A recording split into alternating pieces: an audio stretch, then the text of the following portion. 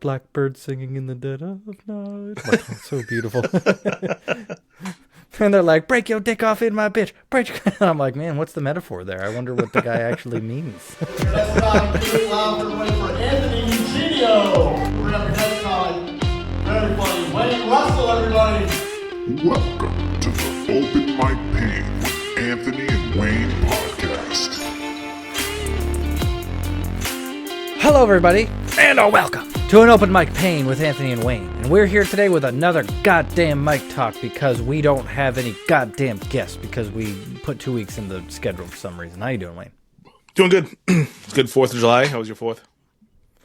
4th of July week. Well, right now it is. And if you're listening to our, well, don't make me go through this again, Wayne, but we're in the future, past, present, and X-Men timelines right now based on where we're recording. You know what I didn't get last time either, and I thought about it afterwards? I was really assuming that the only options were the past, the present, and the future, but the thing is like, what if someone's listening to it not on the day it comes out, but even in the distant future? You know what I'm saying? So I didn't even count that into effect, right? That's a mind fuck. Isn't it? Yeah, so whoever Like you the are, post-future. there could be a reptilian from the year 3522 who has taken over the Earth, and he's listening to old records, and he's like, what is this? And he's got us now. So, hello, reptilian. I hope my butthole was pleasurable to you. Do you think that guy was a reptilian from Providence? Yeah, that guy. Yeah, we had a guy very interested in my butthole in Providence a couple weeks ago, and I told him, I was like, "Be careful what you wish for, man. Like if you saw it, you would have buyer's remorse." Like he was going way too deep in there. He was just on a tangent for anybody and everybody. I went up to see if he had tickets for the show, and I told him that he had a great laugh because he was a loud laugher. I heard him laughing. I was like, "You have a great laugh. I want you at the show. We need laughers like you." You know, just kind of like hamming it up. And he goes, "Oh, well." And he's like, "This guy wants to fuck." He definitely did. I mean, he gave me his number, so he definitely wants it. He has no, what's the word? It's been a long day in the sun. He doesn't have self-respect, you mean? Jesus Christ. Yeah, no self-respect. That's one. He's like, "Can I ride on your back like Bran on Hodor?" But yeah, you actually probably still have it, but I was using your notepad, and he slid it over to himself and took your pencil. He's like, "Here you go," and wrote down his number and his name and slid it back to me. And that was your number. And that was the best part, was you didn't see that, and then you talked to him, and then he tried to get up into your sphincter as well. Yeah, I mean, flattered, really, in the long run of things. That doesn't Very nice happen guy. much. I'll take anything I can get. Yeah. Yeah. Like if a group of pigeons were like wrote out a sign in pigeon saying that they wanted to fuck, I'd be like, flattered. I take what I can get. It's like when you don't get booked at all, and someone's like, "Do you want to do a show in a garage for like a bunch of pedophiles?" You're like, probably gonna have to. Probably sounds like I'm gonna have to. So speaking of shows, we got some shows. Yeah, I got a few things coming up. So as we are in the past, it is Thursday, July 4th right now.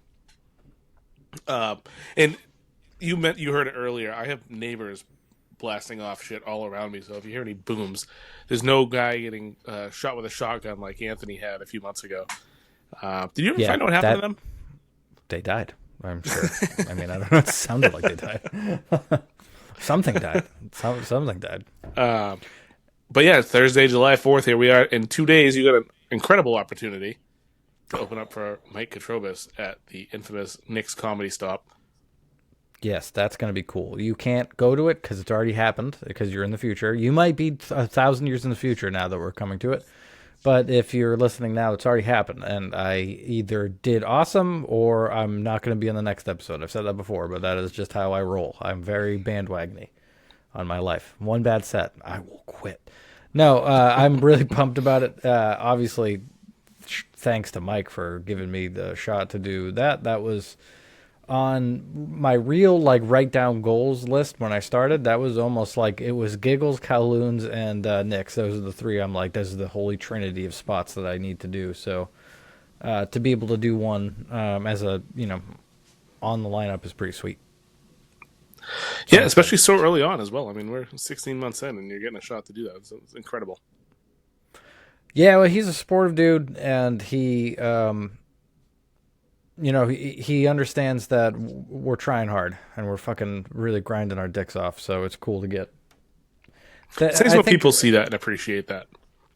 And by people, I mean people like Mike, bookers and other comics and whatever, just people in general that understand how hard it is. It's nice when they go, wow, you're fucking trying, dude. It's true. I think I've said this before, but I can't. I will never do that. I will never be able. Steve York, you said that. Yeah, I know already. Everybody says it. It's just like when someone's like, "Oh, if I saw someone getting robbed, I would jump in and punch him in the face and take the gun and go no, and save the woman and bend her over and kiss her no." Everybody's got that thought in their mind of how that would go, and I'm like, I would push. I would take a baby and throw it at the guy with the gun. See if I can distract him enough to run away. But yeah, no, my point is if in the future someone's like, I'm new, can you help him? I'm like, get away from me, you little fucking... No. So... but yeah, we need supportive people like him. That's an opportunity of a different color. How are you approaching that? Are you... How much time are you doing? 5 to 7? Yep. Are you doing your tightest 5? Like, are you doing what you're going to do at the contest? No, I'm going to do 7. If I'm allowed to do 7, I'm going to do 7. I don't want to. Every second I'm allowed to step on that stage, I'm going to stay on it. Because it's an amazing spot to try. There's the nerves of trying a spot that's infamous like that, but it's more just everything is good. Like, it's the thought of it. I'm like, oh, it's awesome to be able to do it. I'm not so much worried about my set.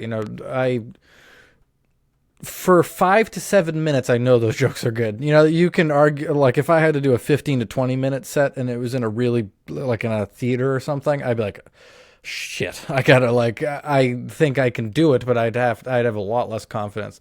5 to 7 minutes, I've tried these jokes in every facet of every place that you can try them, for negative people to 100 and something people to, all that stuff. So I feel comfortable that they'll work and do good. But there's always those nerves of, sometimes I do those jokes and they do fail. So that would suck for this to happen.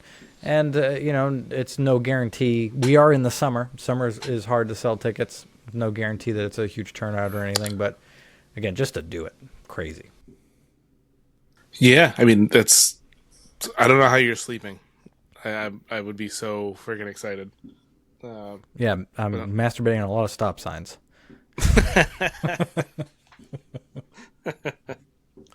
Look up their logo if you don't know Nick's Comedy Stop, and you'll get it. Yeah, I mean, it's just Bill Burr. If you go on, there's a Wired autocomplete interview that they do on YouTube, and Bill Burr did that. It's like a Vanity Fair thing or something like that. And they said, how did you start? And he's like, I started at Nick's Comedy Stop in Boston. And he talked about it a little bit. And I'm like, man, it's such a fucking crazy history in that place. That's almost like, I mean, just obviously you're not performing with that person, but just performing on the same stage. It was almost like when we went to go see Jacques during the Boston Comedy Festival. We went on the Berkeley stage there. Yeah. And you had found out a few weeks later that, was it Louis filmed a special there? Yeah, Louis filmed Chewed Up there. And the reason why I figured that out is I'm like, I knew he filmed a couple in Boston, or at least one. He wanted to film one, and the pandemic ruined that, and the other one for Boston. But this one, and I was like, I know it's Chewed Up, but where did he do it? Yep, he did it in the Berkeley Center where we walked. And yeah, it is really cool to just walked on that stage. Yeah. I mean, we not only walked it, we walked up to towards the front of the stage, almost like we were doing. We didn't. There was nobody there, but it was a cool feeling just standing on that stage and just kind of picturing what it would be like if it was full. It would have been cool to do that with that knowledge on hand. Just be like, man, Louis stood right here and filmed one of the best specials ever. I would have had to unzip my pants. Really made it like he did. Yeah. So I this is a cool thing too. On that note, is it's nice to do a set somewhere where I'm like, this is the same position that a bunch of famous comedians have been in before and did this exact thing in this exact place to get to the next step. And that's cool. Because for a long time when you're doing open mics for like 8 to 12 months and you're just in a brewery, I mean, not even a brewery, like in a random bar with nobody there, and you're doing it. You're like, is this what they did? Did they actually do this part? Like, was this there, or were they doing in front of real people from the beginning? And I'm just fucking wasting my time right now and completely wasting my time. I think about that quite a bit. Yeah, right. Well, it's just like I wonder because things change, right? I mean, times change, the way things are done changes.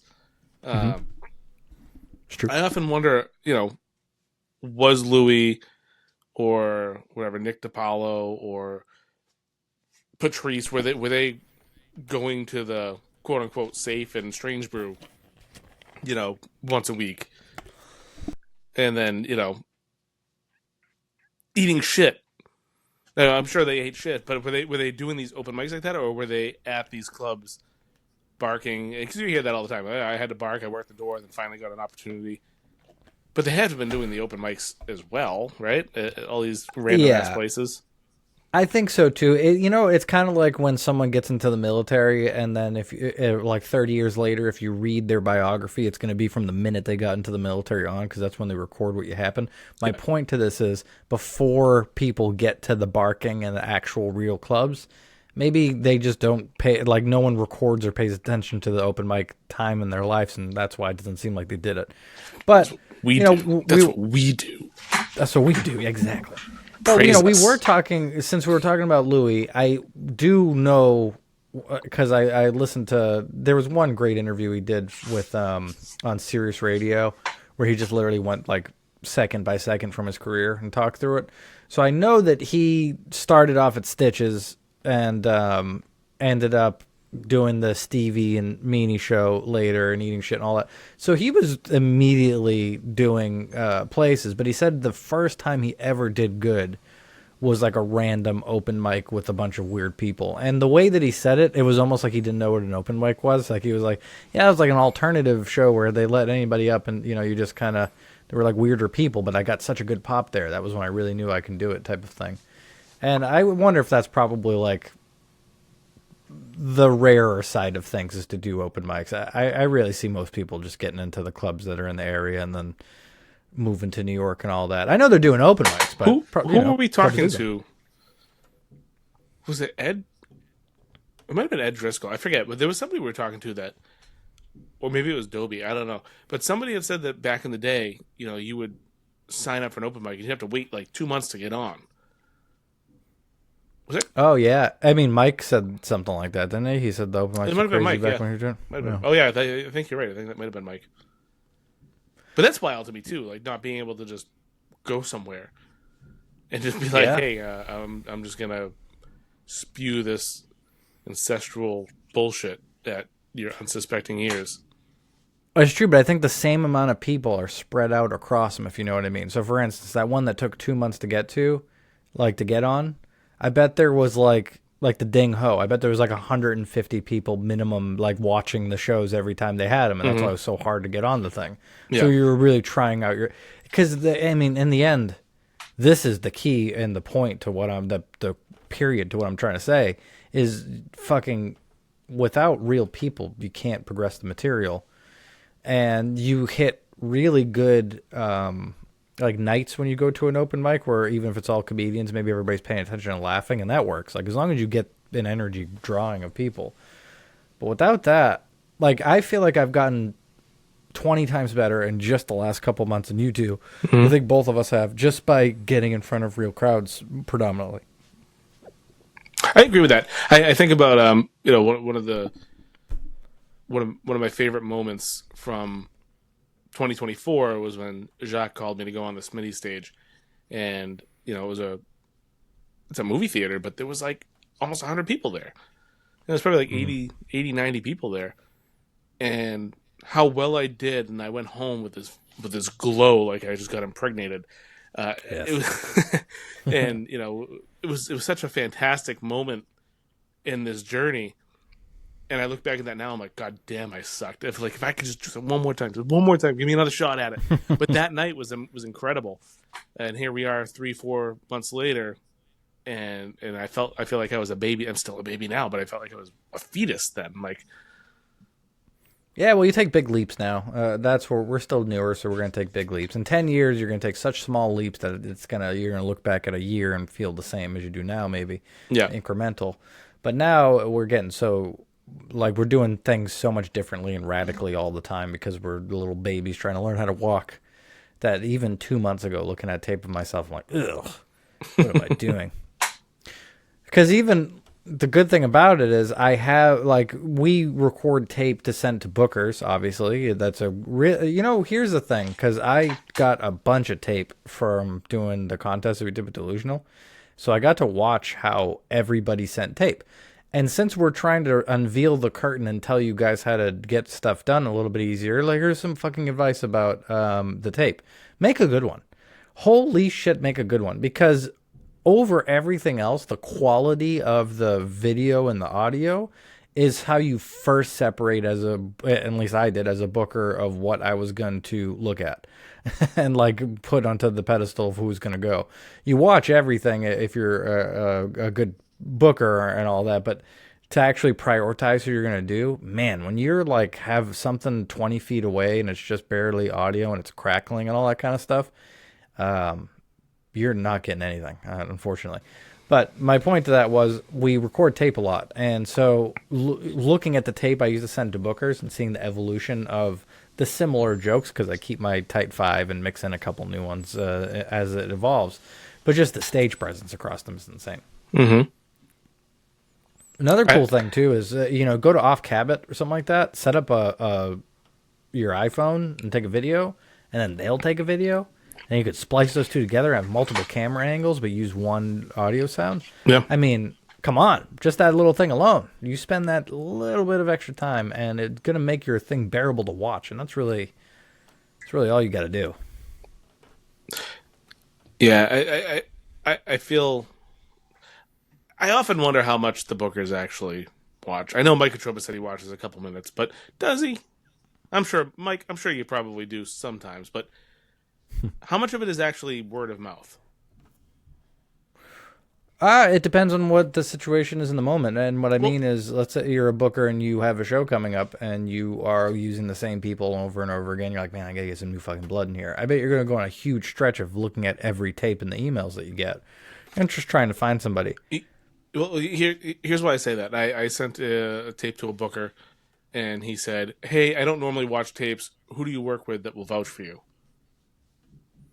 And I was like, "Oh, Yeah. Okay." I mean, that's a good way to do it too. Appreciate the honesty.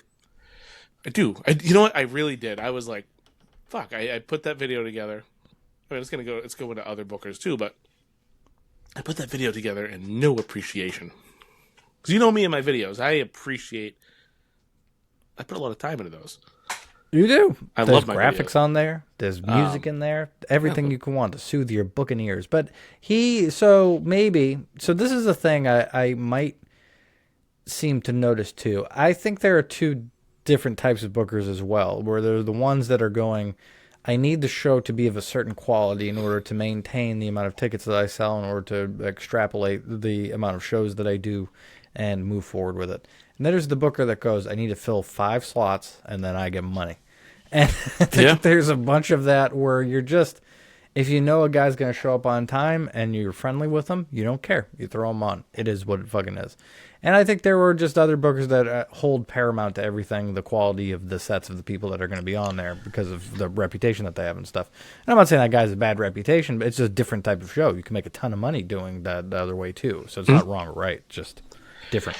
Yeah, I don't think we were planning on going down this rabbit hole, but since we are, I have talked to quite a few bookers recently about different things that, and especially since like we were helping, book a couple shows with Delusional.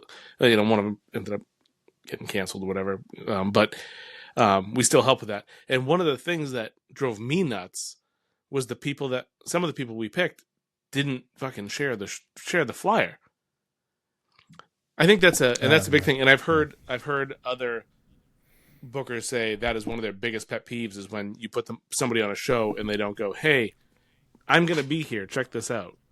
You know what I mean? Yeah, we know somebody, and we won't say the name, but we know a person who we think is pretty good at what they do, and but who are not going to be booked by other people because they don't share stuff on social media at all. They just fucking go to the show and they let it go. So that means that we hear that, we hear people say that to us, that they're not going to book people based on it. And you guys know, I don't use social media for anything actually social.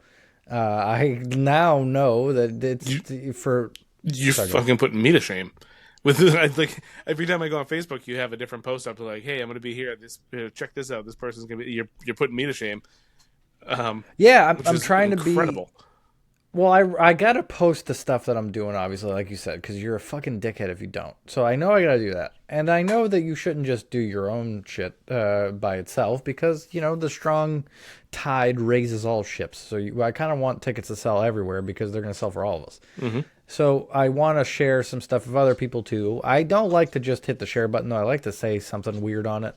At least, something, because I want someone to read it. Like, here's a shout out. Big J Gillespie. Mr. J. Lots small. Mr. J. Mr. J. Well, someone called him Big J once. I'm like, man, he's tiny now. He lost a lot of weight. Looks great, by the way. So first of all, good job, Jay, losing all that weight. He's hitting the gym, dude. I follow him pretty closely in a weird way. I think because I interact with his posts so much, I see them more. That guy hits the gym so fucking much. Good for him. Good for him. My main point, though, is not his fantastic new body. It is the fact that he makes things that are very, like, he puts memes up, and usually a meme and then like a nice show that he's on. But I like looking at his stuff because they're funny. I laugh when I look at his memes, and I think that he's interesting. So I'm trying, like, I'm not a meme guy or anything like that, but I'm trying to. You're a meme guy for sure. You should do more memes.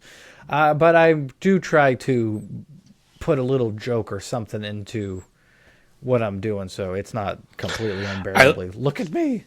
I loved the post you did of the show for July 20th. Oh, the Comedy Bill? Yeah, Comedy Bill. We were like, if you're as high as I am, I forget exactly what you said, but and then the post from the guys that did it was like, funny you say that because we were wicked high when we put this together. I was like, you don't say. Yeah, they made like a trippy. So the guy at the Comedy Mills, July 20th, please go check that shit out in Biddeford if you're in Maine, because this is the coolest spot in Maine, hands down. Fuck everybody else. Actually, hold on. Let me say this. I want a mea culpa for Maine. Can I take a mea culpa for Maine real quick? Can I take a quick aside on this? What's a mea culpa?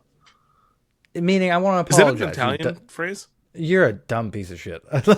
Let me move past dumb asshole you are. Basically, I did something wrong, and I'm trying to admit it, you fucking goddamn idiot. I did a lot. You're trying to connect it to other words, and it's in a different language. You fucking Latin. Culpable. Dumb. Is it? Yeah, but mea culpa. Culpable. Yeah. Culpable means you do. Yep. It is, but it's Latin. It's, I get it. All right, you've connected Keep the going. dots. You're dragging this out. Keep it going. I'm not dragging it out. It's like fucking. The mob movies where they're like, just put a bullet in the guy, and you're over there hitting him in the back of the head with a fucking rubber hammer. You're like, he won't die. Rubber. You have those rock'em sock'em fucking blow up things. You're like, eventually.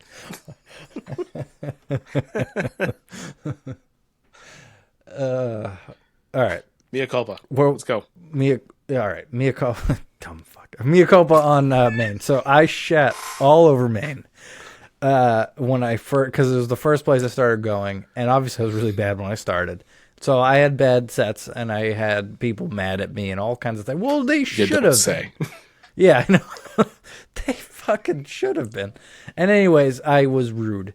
And now I'm realizing it's not, Mulligan's is number one with a bullet, baby. They're the best. But the Comedy Mill, love those guys.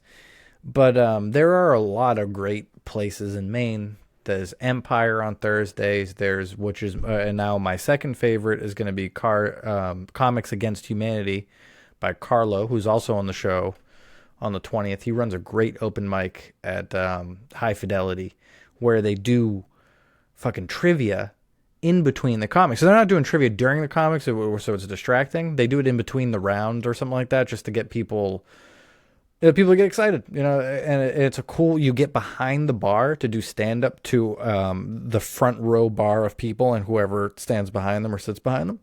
So I've done it to 3 people, and it still be a really cool experience, which was weird because you're like behind the bar, you're selling your stuff to a couple people. You can get good laughs. But anyways, I want to say that there's good spots in Maine. Everybody, don't listen to early Anthony. Listen to Anthony now, who's smarter. And sucks a lot less. But yeah, mea culpa. God damn you. I don't know why I went down that road. Yeah, I was trying to remember where we were. Doesn't matter. Headed. So, Jacques Lambert, friend of the podcast, huge piece of shit. I can't wait to clip that out. That's the new opening anyways, to this.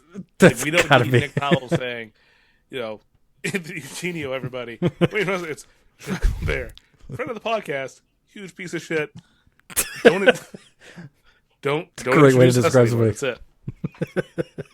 That's it. Yes, friend of the podcast, huge piece of shit. But Jacques Lambert will take a 20-minute tangent, but 100 out of 100 times it connects back to the regular thing and it makes sense and it goes on. And man, I tangent and I lose us in the woods. We're gone. We're not going to go anywhere back to the point that I was talking about before. And it doesn't fucking matter because we're past Knicks and now we're past Mulligans in the future. We got one in the middle. Let's talk about the Comedy Clash. We have 2 in the middle. Another one? Oh, yeah, July too. 13th. We're going to be splitting off, baby. We're leaving each other. So for me, I'm going down to Fall River. I got invited to do a contest by Greg Thomas. Thank you very much, sir. Greg's great if you haven't met him. So I'm going to be doing a contest there. I think it's 7-minute sets. I don't know anybody who's going to be on it except for Lauren Sims and Sam Pelletier.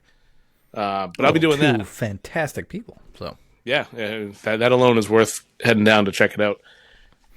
So we'll see. I might come back a winner. I might come back a loser. Either way, I'm going to have a good time. You, on the other hand, you're going to be up in Merrimack, New Hampshire. Or for you, down. It's a Biergarten. Underneath those Clydesdales. Oh, hell yeah. I'm going to be fucking facing the same direction they are underneath them. But all right, so... I'm going to say those things have to be like the same size as your neck.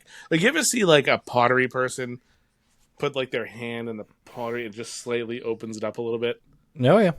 Oh, trust me. I know the full scope of the... Jesus Christ.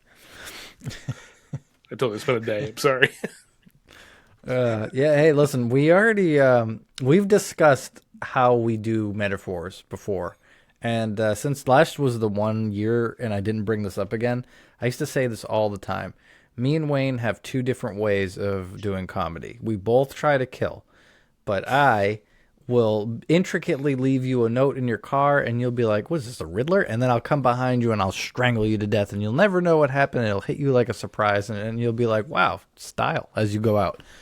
Wayne you're going to look behind you and he's going to have tears in his eyes and you're like, and he's going to beat you to death with a fucking fist in an alley. And he's going to be like, you saw this coming all day, but you're still going to laugh. Oh, my God. And those are your metaphors. Yeah.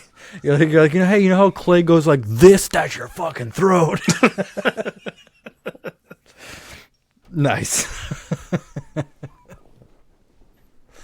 Well, yeah, so there's that. We're going to be doing that. I said, we said the shows already in the last podcast, so I don't want to get too deep into like, on this date we're doing this and this. Yeah, we yeah. already did all that. You listen to that. We more want to talk about what we're doing at them, right? So what are you going to do at the contest, do you think? Not so much name your jokes, but do you know the set? I do. do. You know the idea? Yeah, I do. So the same 5 minutes that I did at the contest for Delusional is what I'll do at both contests. So I have the Saturday and Sunday are both contests for me. One's 7 minutes, one's 5. So I'll do that 5 minutes. For the 7 minutes, I haven't figured out what I'm going to do for the other 2 minutes yet. Some of the jokes that I like right now that are doing well for me are a little bit over 2 minutes, and I don't want to go over. Yeah, I would say if you go over and I'm a judge, you're disqualified in my book. That's for sure. That's I definitely think how it's I would do usually it if I judge. I think it's usually like a point deduction thing, unless it's like That makes sense too. egregious. Yeah, we were talking about contests actually out in the wild with some people about how they run contests, and I do think that judges are probably the key to doing a good It has to contest be. because you can judge by criteria at that point. It's hard to involve other people because when we do a contest, we're like in the contest and all. But yeah, See, definitely want to do judges you judges definitely over want to do anything else. judges, but the same thing too. Like, if you really think about it, coming down to it, a comedy contest is insane because comedy is Yeah, it's true. so subjective. Even if you have It's true. judges, like you could have a judge that could go like, "That's a funny joke." Here's a very good example. I'm not going to name names, but I had one tenured comic tell me, "Hey, this joke is so fucking clever. You need to take that and figure it out and run with it." And then I had another tenured comic about the same. One's maybe a 5 year difference. Go, you shouldn't be doing that. Don't ever say that in public. Yeah. So, two people who I respect very much giving me completely like almost like black hole, like ripping me apart in two different. You know what I mean? So Yeah. I think of that when I think of a comedy contest with judges. I could have both of those people on that panel and get a 10 from one and a 0 from another, and I end up with a 5. You know? I agree, but here's why I don't think here's why I think that if judged properly by experienced people, that wouldn't matter. So let's say stage presence is 5 points. Let's say joke writing is 5 points. Let's say crowd command is 5 points. I think if you judge off of that, it's really hard to get too into the weeds if I hate this guy's jokes. And I just don't like the jokes that he's saying. Like, what if the person that you're talking about that didn't like your joke? What if he saw you do it and crush in a room? I think there's a difference they're going to have there because of the crowd command that you had and the stage presence or whatever that would, like for instance, when you did Wicked Funny for Mike's hosting class and you murder the goddamn room. So I imagine if you, I know you did awesome in that set, but it was so long ago that I imagine you would do those jokes a million times better now. But still, at the time, you had good enough stage presence and crowd awareness to take your probably 50% of the quality of how you can perform it now and still extract jokes out of it. So maybe in a vacuum, if someone saw those jokes, they wouldn't like them or how you performed them if there was no crowd there.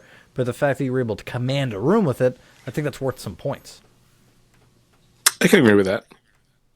Because I hate a lot of comedians, and I'm sure a lot of comedians hate what I do too. Because, like you said, it's so subjective. Like, we're all gonna, like, I have thinker jokes, and some people fucking hate those. Like, I don't want to think, make me laugh, Yeah. little fucking hobbit. It's funny you said that. I was at a cookout today, and my wife's uncle, he was like, "Hey, who do you like for comics?" I rattled off a couple, and he goes, "I went and saw Nate Bargatze," and I was like, "I fucking hate him." And he goes, "What?" I was like, he just doesn't connect with me. I know people I love him. I love know him. he's great. He's a fantastic him, joke writer. He just doesn't connect with funny. me. Exactly. And No. that kind of my point there. You know what the biggest divisive one right now is probably Burt Kreischer. That level where he's got the motherfucker sells tickets. A ton of Yeah. people that go to see him. We went to go see him. I mean, obviously we went for probably everybody else more than him, but We went for everybody else, but he blew me away. I'll say he blew me away. I was not expecting anything because I like Burt as a personality, but I never connected with his stand up. But he had me. He had me that whole set. I was opposite for me. And meaning this, I liked his stage presence so much, and I liked the production behind his stuff so much that I gave him those couple 5 points there that I was talking about. Still, for joke writing, I put him at almost a 0. Like, as far as his stuff goes, like his baby walrus stuff and all that, it's horrible. It's, life stories that have no discernible punchlines, and they're usually just him yelling and rubbing his belly.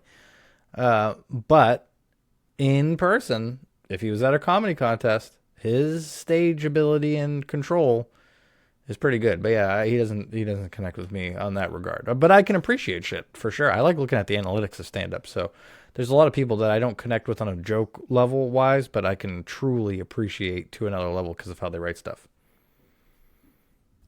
I've been thinking Like about that a lot. Dimitri Martin. Oh, Sorry. Oh, I used to wanna throw love that. some Dimitri Martin.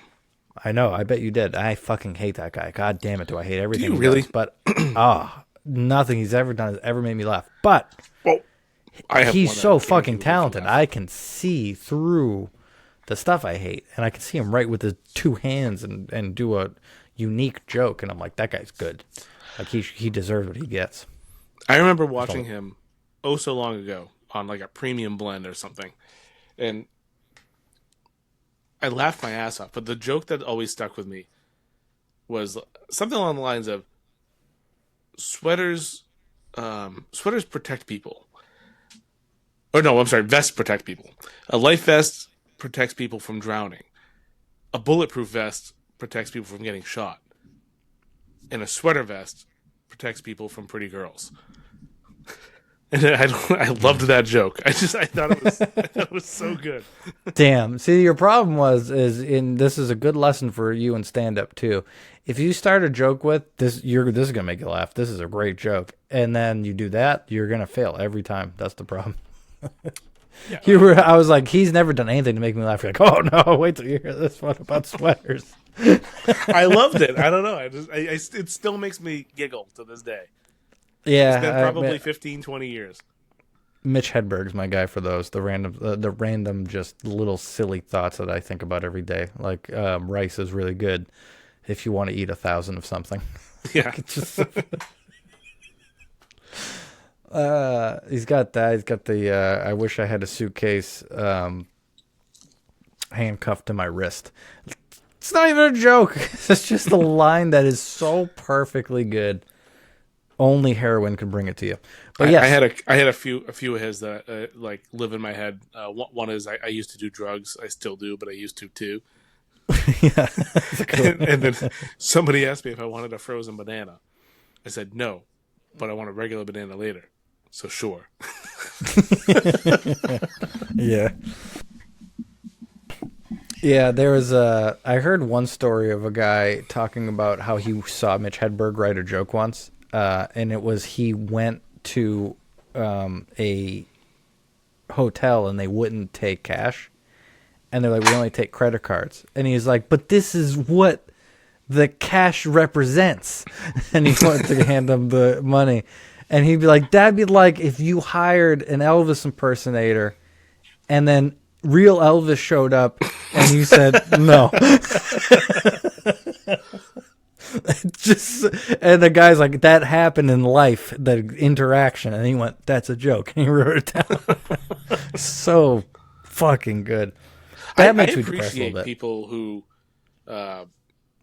can do those short 1 or 2 line jokes, like a Casey Crawford. I was listening to Casey on Jacques Lambert's podcast. And he's such a genius. Like, that guy, he's so good. But I don't think it was in the podcast, but Jacques was telling me that they were talking after, and he was saying that, yeah, if he gets like 2 jokes a month, he's doing good, and that's like 30 seconds of jokes. Because it's one-liners, you know? Yeah, no, but that's really what it is. I mean, Jesus Christ, I think about that every once in a while. Like, we probably get 1 full joke a month now is probably my average of what I'm adding to the stuff. Yeah, so it's, I mean, was that like a minute? I think we average out to about a minute per joke now. You know, I used to do multiple minutes. I've been consistent the whole goddamn time. I fucking can't go long. I don't know why I can't. Just always have the shorter jokes. But yeah, no, it does make sense. We probably got 15 solid minutes, and we've been doing it for about 15 months. So about a minute a month. That's what you're going to get out of us. Yeah. And I think that goes on forever. It just gets to the point where in a year, and I think maybe more. If you're going every day, I imagine you can write more and do more. But that is impressive, and he is fucking awesome. Love Casey. Here's one that doesn't hit with me: is Bo Burnham. God damn, do I hate that guy, and you love him. You know, I was gonna bring him up to you today, and I completely forgot about it because he popped up in my Spotify while I was driving today. And you know, I wish you would. love Bo Burnham. Yeah, never. I mean, I could understand not jiving with the music aspect of it, but if you look at his lines in those songs, there are so many really, really good. Like, you like jokes that make you think. He's got a lot of shit that makes you think. You gotta It be quick does, with yeah, it. but I like jokes that make you think because they create a tremendous amount of suspense in them when you're doing it as like a story that someone's following. When you're doing a song, I'm dancing. You know, I'm dancing with it. You know, I'm separating my thought process to just driving on the song, and I do appreciate stuff. And he is super fucking talented. But I don't know. Music has never done it for me in comedy, and I think I might just be biased in that sense. I can't. Your max gonna get 6 out of 10 from me if you're doing music. I can't think of any other person who crushed me on that.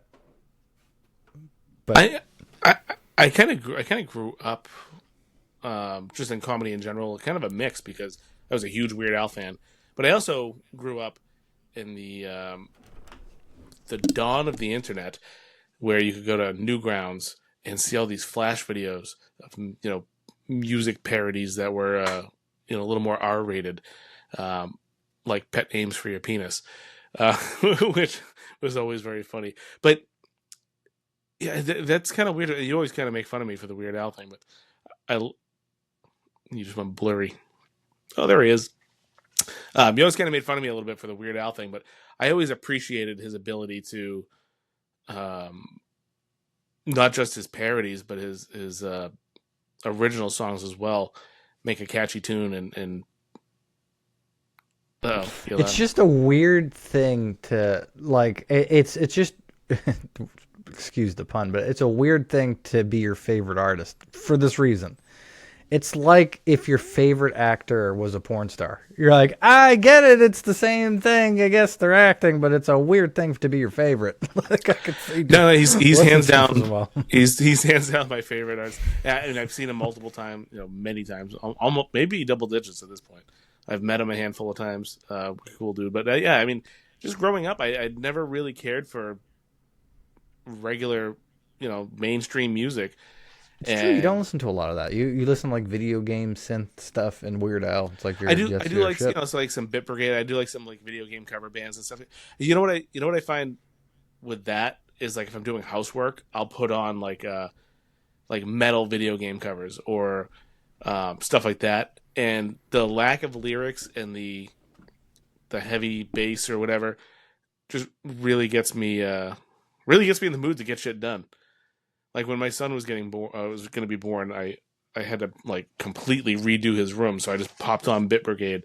It's like Mega Man music, Zelda, like all that shit. And I just went to town. I painted. I did a tongue and groove floor and all that shit. But I've never been into the mainstream music, and it was kind of weird because I got so into Weird Al. I would be driving and or not me, but I'd be driving with my dad, and he'd have the radio on, and then a song would come on and be like, "Hey, this isn't like a Weird Al polka or something like that." Well, your dad's a punk bitch, Wayne. No, I'm just kidding. I don't know. I just always found it like interesting. I'd hear like this is the one that really got me was Enter Sandman. Had no idea anything about Metallica, but Enter Sandman was in a Weird Al polka, and I heard that song on the radio. I was like, "Hey, they take it from Weird Al," and then I like really understood what Weird Al was doing in those polkas because I didn't understand them before that. But well, do you wonder like when you hear all the real versions of the songs, do you like any of them more than Weird Al, or does Weird Al you're like I like Weird Al's version more than all? of them? That's a good question. I normally like songs for the melodies and shit, right? I mean, the lyrics are kind of secondary to me. Mm-hmm. That's what I'm saying. Like Michael Jackson's "Beat It" is fucking so good. I mean, so much better than "Eat It." I mean, bite your tongue, sir. But this is ridiculous. You know what it is? It's I've been such a big fan for over 20 years now. Oh, Jesus Christ, it's been such a long time. I've been a big fan for a very long time. It's kind of like it's almost like a comfort food for me, Yeah, no, I know exactly what you mean. There's a band called Bayside that I listen to. I appreciate all of the originals, but his were the original for me for a lot of them. You know what I mean? Because they were the first ones that I heard. That's weird. No, that's fine. It's like reverse parody. I like that a lot more than some of the shit that people listen to now when they're just like, how about a song about a wet ass and a pussy? And you're like, actually, that's a banger. Sometimes I'm like an old man yelling at someone skateboarding on their sidewalk, and then I'm like, let me listen to this tarnation shit here, and I turn it on, and I'm like, that's pretty good. So there is some of that nowadays, but I think that in the future, our children are going to listen to music that none of it is ever created on an actual instrument. I imagine almost all of it's going to come out of a computer. And that's sad. Isn't that sad? Yeah, I've kind of thought about that a little bit. You know, you're seeing a lot of things in, well, we'll bring it to video games. Like there's a lot of companies using AI to fill in a lot of gaps in video games. And why is that not going to happen in other media as well? I don't go on TikTok a whole ton, but I have seen on TikTok they have AI created video music rather.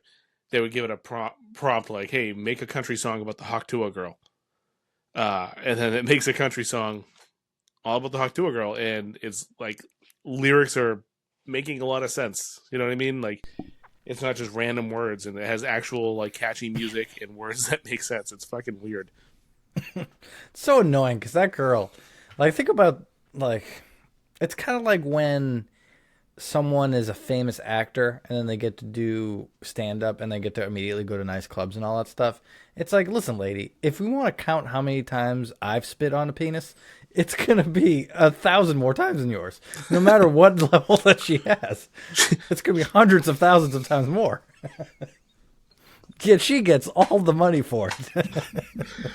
She's making bank. I don't know if this is true. I saw maybe Andrew Boyle posted it, but somebody said that she was another fantastic follow, by the way, on Facebook is Andrew Boyle. Oh yeah, that guy. He's got really funny. He called the Karen Reed trial there. He's like, I bet it ends with season 2, and I'm like, come on, man.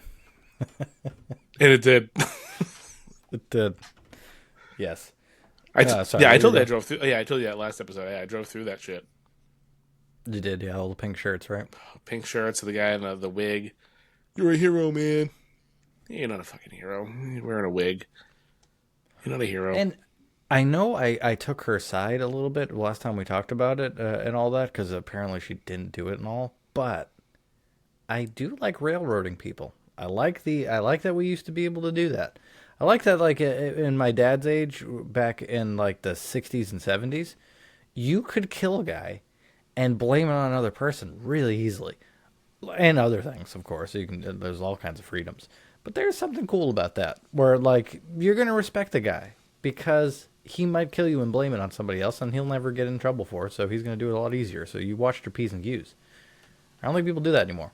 They're just, like, start a fight with you and turn on their phone onto TikTok and live stream it. Like, you can't do shit because the world will know. Remember when the world didn't know? The world knows everything now. The world knows everything. So real quick on AI. Let's get back into comedy. I'm going to take us out of the tangent now. This has never happened before. Do you think that AI is obviously going to transcend into music? Obviously. Never going to replace live music because live music is a special thing. But music is taken in not live a lot more than it's taken in live. Where comedy, I feel like, is predominantly taken in live and a lot less on the other side taking in not live. So my I almost would beg to differ. How many? How could you? With like Netflix, right? Yeah. How many people have watched Dave Chappelle specials and Shane Gillis and Andrew Santino and Tom Segura, all these guys, but I've never gone to an actual comedy show. I think just statistics wise, I don't think it could possibly be more live. If you're a real comedy fan, if you were a comedy, well, think about if you're a comic, you're going out every day live, and that's mostly your experience. Your special is such a random thing. Where music, it's like you put out an album every. Well, I guess specials are. What is my point here? I guess you might be right here. I know what you're saying. Where I just think a majority of how many people are going, I'm going to go see a comic. Well, I just think that AI can take music over, and I don't think it can take comedy over. And I'm trying to figure out why. Because I think music, you can easily, who cares who it is? If it's a good song, it's a good song, right? It's easy. Like if, AI can't be relatable. Comedy is all about relation, right? yeah, but An I totally AI could be can't relatable. relate to a human mind. An AI cannot relate to the fact that my son drives me up a fucking wall and I can write a 3-minute joke about it. Yeah, but you can write a perfect 3 minute joke about it in the style of Louis C.K. coming out of the mouth of Richard Pryor. Like they could, that's a thing where they could look at everything those two have ever said and congru it perfectly into the way that everybody in the history of the internet has decided is the funniest way to do it. So it could, You they think so, though? So all I've right. heard it. So what's that? I've heard it. I heard the special. They have a 1 hour special that they did post George Carlin. George Carlin. Yeah. So I heard. I don't know if it's true. We might have to fact check this, but I heard that wasn't 100% AI. That Will Sasso wrote a lot of that. I think Will Sasso wrote a lot of that too, but I think that he. I think the AI portion was mainly George Carlin's voice. Oh yeah, because it was based on a script. Yeah, that's true. So it is based on. It Will wasn't a writing bad special, stuff. by the way. Did you listen to it? I did. That's what I'm saying. It was really good. Yeah, it was pretty good. Will's. But I think there was a lot of help with a real person who is able to relate hilarious. to another real person. That's where I think it's going to fall short. Those Well, emotions. music's a lot about relation too. To me, it is. Like every band I like, they have a deep message in the songs that they sing. I think not many people are that deep. Let's circle back to WAP. Yeah, I guess you're right. I'm like blackbird singing in the dead of night. Like, it's so beautiful. And they're like, break your dick off in my bitch. Break your... And I'm like, man, what's the metaphor there? I wonder what the guy actually means. God damn it. So we go ahead. I ran out of steam. You're gonna see, all right? So I didn't because so one thing that we've both run into, we've kind of run. I don't want to say run out of shows, but they've slowed down quite a bit. So we're going back to working on newer material as of late, or at least the last couple of weeks. One of the ways we did that was going to 19 Carter in Berlin for the Microtrobus open mic, and I tried 2.5 minutes of new material, which was, I got to tell you, I haven't felt that in a couple months. Like that feeling of like, you get to a point where you're like, I know this is going to work because you do X amount of shows where you say the punchline and people go, ha, ha, ha, and you're like, yeah. To go up and do something fresh for the first time in so long, it felt so goddamn good. I know. Now, I don't relate to this terribly, if I'm being honest. One, because I went to Mulligan's the whole time when I was trying new stuff all that time. So I've been doing that. And also, I hosted this show, which hosting's awesome. But that open mic, I should say. But you don't get to try as much new stuff as you want to. Yeah. So I didn't get to get that much of a new rush. The week before at Mulligan's, though, I did a whole almost new 5 minutes. So that was fun. Yeah, but my thing, with what was going on, my wife's back in school or whatever. So, we have my son. We have a new puppy. We got a lot going on in the house, so my time to get out is a little rough at times. But I am really starting to focus on that a little more. I mean, that was a rush that I haven't felt in a while. It's a different rush. It's a different feeling. It's awesome going up and saying a joke and getting those laughs, but it's also awesome going up and saying something that you think is awesome. And then it's the silence, and you're like, oh, I guess I'm going to cut that out. Yeah, no. There's nothing like saying a new joke for the first time and it working, or it working the first time, even if it's not the first time you said it. There's just something that time. Like I have a joke called Antique Racism that I do about talking to animals. And the very first time I did it opening for Christine Hurley, it was the biggest pop I've gotten with it so far. And it just happened to be the first time I really actually did it. And I think it's got a lot to do with the genuineness in which and excitedness to say it, which I had saying it the first time. So capturing that energy, I think, is fucking key to getting that stuff in there. But Yep. man, you're right. There is nothing like it. You try a new joke and it works. You're like, oh, god damn. Feels like you got a gift. Yeah. One thing that I came across with my little bit there was like forgetting little bits and pieces. Like there was one piece. Normally I would just go by it, but there was one piece in the joke that I did that I really wanted to say, and I forgot about it. So I like had to circle back to it, which was awkward. It was just that, and I think it kind of ruined it in a way. But it was just a line that I was like, I need to know if this gets a laugh, and I think it did. I have to go back and listen, but I think it did. But it's such a different animal, like not going almost blind, going up almost blind, and just not having it so well memorized. You know, it's that's the adrenaline part of it. Yeah, and that's why we do it, motherfucker. Yeah, I got lucky in July somehow. Our show slowed down, but they just kept randomly falling in. Like the Mulligans one came late that we're doing, which Ben Chadwick. We didn't know who the headliner was last week. The headliner for that that's right. 20th is Ben Chadwick, the hilarious Ben Chadwick. So go see that shit.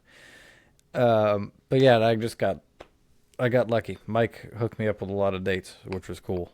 What a guy. And check out Mic'd Up Comedy, motherfuckers. What a fucking, for a show near. They just did Amesbury the other day. Jacques was talking about us. It's like 200 people there with Steve Bjork, with Kelly McFarland, and Dan Crone. What a fucking lineup, huh? And Katrub was on there. I think Jen Howell opened. Whew. Jesus Christ. Like, that's a cool comedy company that they do. I really appreciate Pat Collins' company too, because every time I look at his lineup, it's something crazy like that. I think Dave Russo is another one to shout out. See his stuff always, like he's Lenny. He's got J.J. Walker and Lenny Clark doing a show. Soon I saw on this that. thing. So cool. So yeah, there's a lot of cool fucking places right now. Send your tape to them, everybody. That's the ones to get on. I don't know why I was talking about that, but goddamn, that's exciting to get to those people.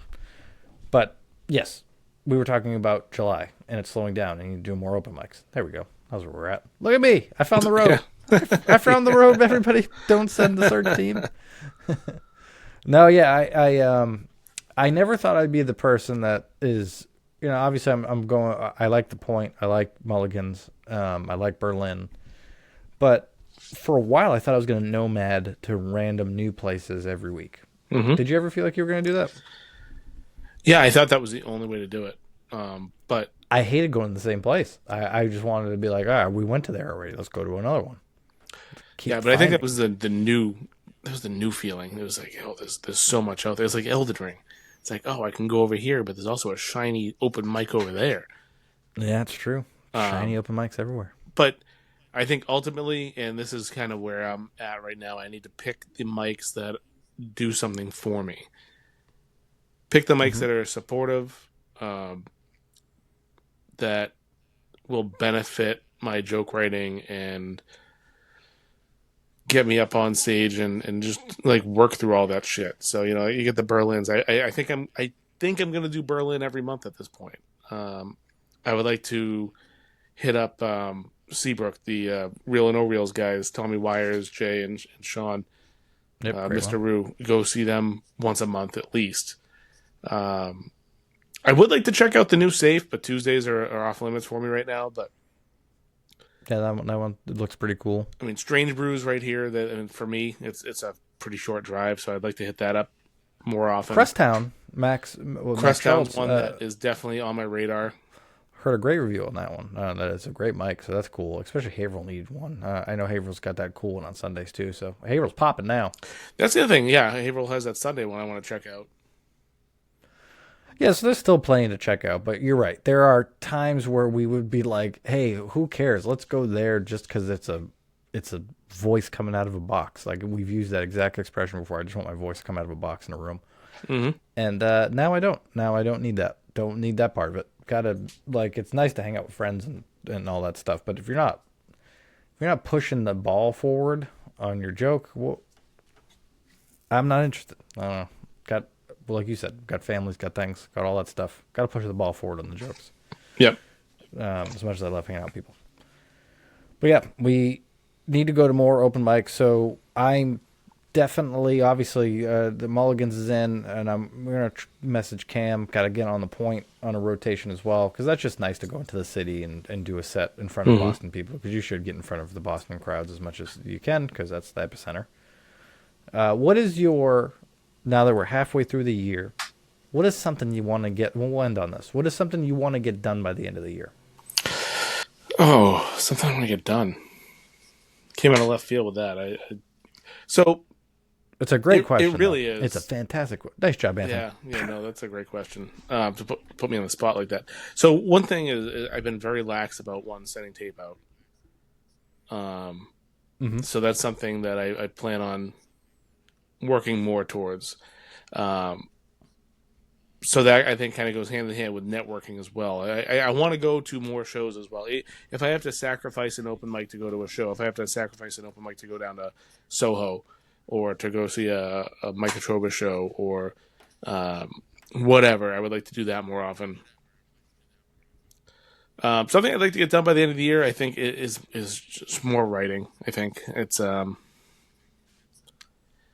that's, I don't want to say that's fallen by the wayside, but it's not as much as it was 6 months ago.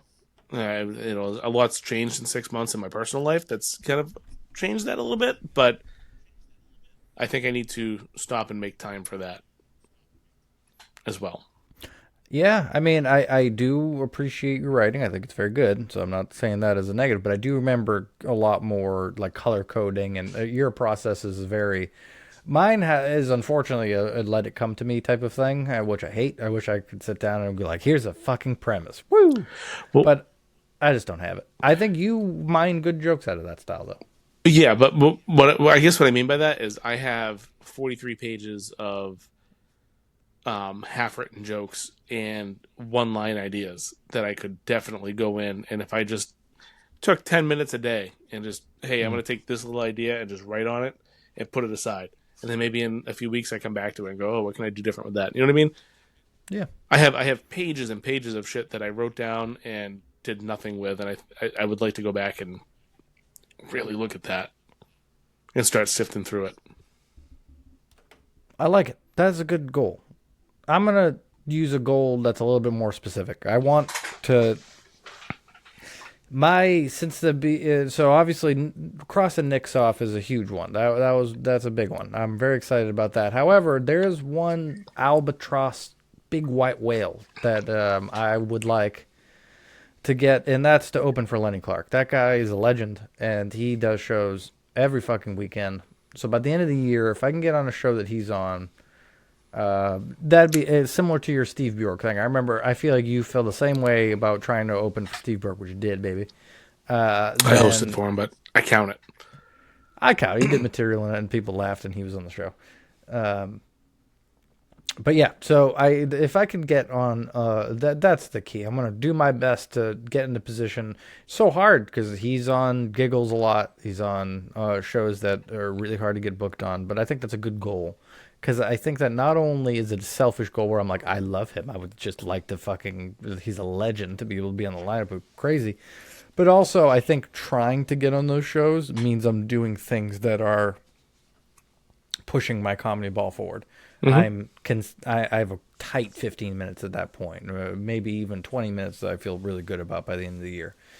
And because I got 20 minutes now, but to look at it like I look at my 7 minutes is the goal. Because I think a lot of people got 20 minutes, but like you said earlier, 5 to 7 minutes where we're like, yeah, I know these jokes work. To have that same confidence across your full set to 15 and 20 minutes, I think is really what makes you bookable. They just want to see you go up there and hang for that amount of time. And it's tough. It takes a lot of writing to do that. So we will write. Yeah, I think people don't realize, non-comics don't realize how hard it is to get a minute of material. Like I kind of understood it before we started this. I was like, yeah, it's going to be hard to do that. But I didn't realize it was that hard to do that.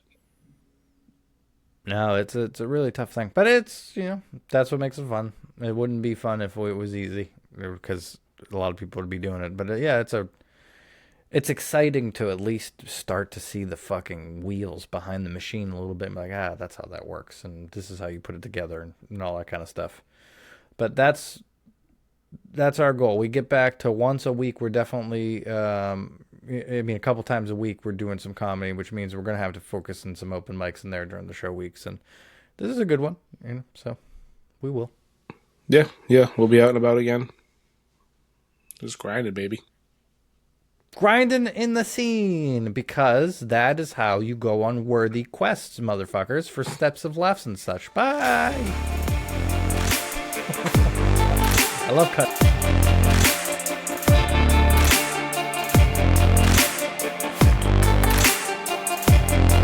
Like Michael Jackson's Eat It is fucking so good. I mean, so much better than Eat It. I mean, bite your tongue, sir.